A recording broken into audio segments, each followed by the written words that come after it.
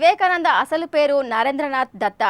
స్వామి వివేకానంద జనవరి 12, 1863 సంవత్సరంలో కలకత్తాలో జన్మించారు. రామకృష్ణ పరమహంసకు ప్రియ శిష్యుడు వివేకానంద.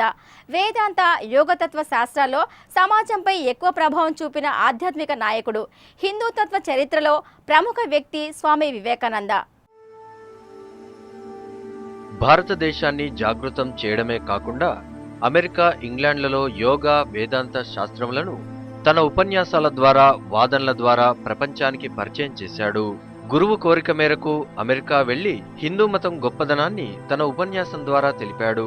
భారతదేశాన్ని ప్రేమించి భారతదేశం మళ్లీ తన ప్రాచీన ఔన్నత్యాన్ని పొందాలని ఆశించిన వారిలో ముఖ్యుడు స్వామి వివేకానంద. స్వామి వివేకానంద వాగ్ధాటికి ముగ్ధులైన అమెరికా ప్రజలు బ్రహ్మరథం పట్టారు. ఎంతో మంది స్వామికి శిష్యులయ్యారు. పాశ్చాత్య దేశాల్లోకి అడుగుపెట్టిన తొలి హిందూ సన్యాసి స్వామి వివేకానందుడే. తూర్పు దేశాల తత్వమును షికాగోలో జరిగిన ప్రపంచమత జాతరలో 1893లో ప్రవేశపెట్టాడు. షికాగోలోనూ అమెరికాలోని ఇతర ప్రాంతాల్లో ప్రజల అభిమానాన్ని పొందారు. తిరిగి భారతదేశం వచ్చి రామకృష్ణ మఠాన్ని స్థాపించి దీని ద్వారా భారత యువతకు దిశానిర్దేశం చేశారు. స్వామి వివేకానంద చేసిన సేవలకు గాను భారత ప్రభుత్వం ఆయన జన్మదినాన్ని జాతీయ యువజన దినోత్సవంగా 1984లో ప్రకటించింది. బలహీనతకు విరుగుడు బలం గురించి ఆలోచించడమే, కానీ బలహీనతను చింతించడం కాదు. తమలోనే అంతర్గతంగా ఉన్న శక్తి గురించి జనులందరికీ ప్రబోధించండి.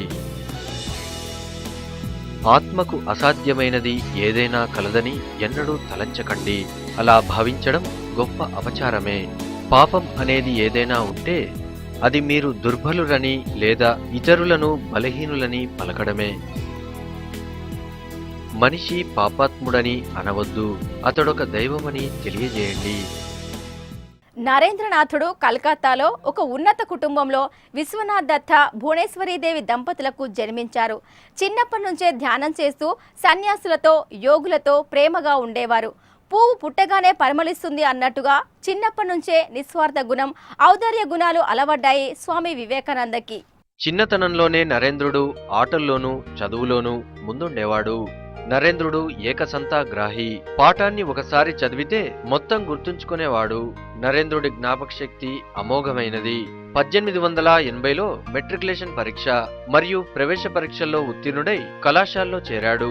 రోజురోజుకు అతనిలో జ్ఞానతృష్ణ అధికమై దైవం గురించి తెలుసుకోవాలన్న ఆసక్తి ఎక్కువైంది.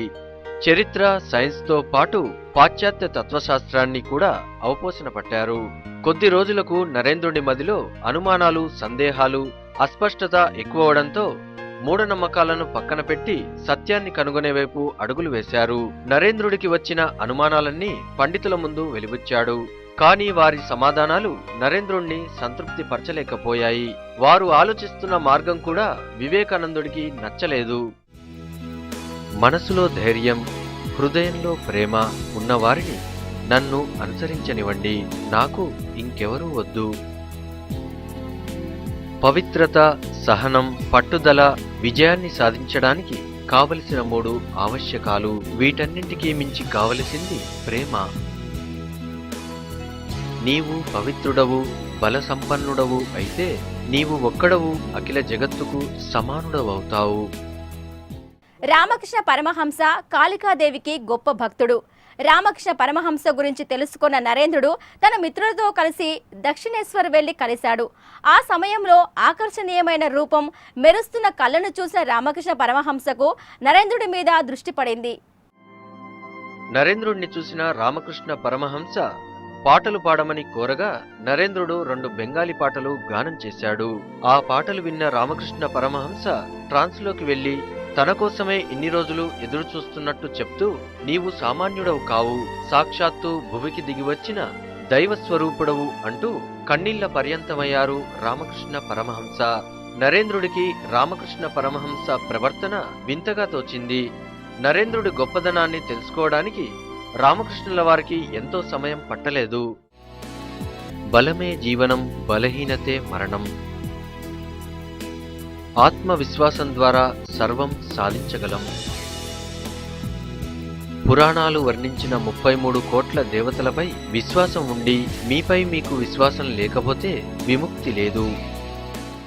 నరేంద్రుడు ప్రాపంచిక సుఖాలపై వ్యామోహం తగ్గించి సన్యాసం వైపు అడుగులేశాడు. ఈ సమయంలోనే నరేంద్రుడు బిఏ పరీక్షలకు సన్నద్ధమై 1884లో బిఏ పూర్తి చేశారు. సన్యాసం వైపు అడుగులేస్తున్న సమయంలోనే తండ్రి మరణించాడు. తండ్రి మరణంతో నరేంద్రుడికి కష్టాలు మొదలయ్యాయి. అప్పులిచ్చిన వాళ్లు వేధించడం మొదలుపెట్టారు. న్యాయస్థానాల వైపు తిరగడం కూడా మొదలైంది.